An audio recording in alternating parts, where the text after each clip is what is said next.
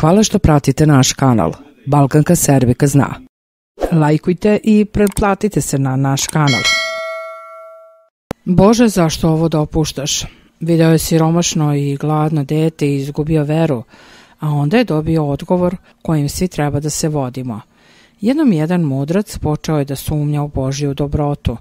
Na to ga je navelo posmatranje tolikih nevolja u svetu. Jednom prilikom ugledao je devojčicu kako u pocepanoj haljenici drhti od zime na ulici.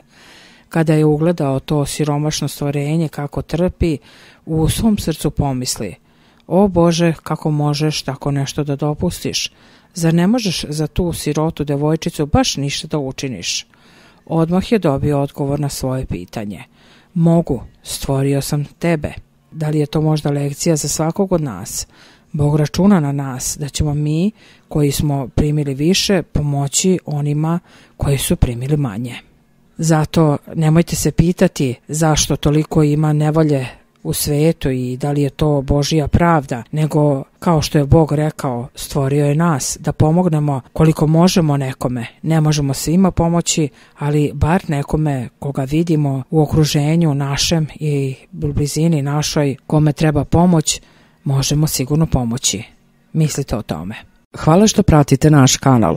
Balkanka Serbika zna. Lajkujte i pretplatite se na naš kanal.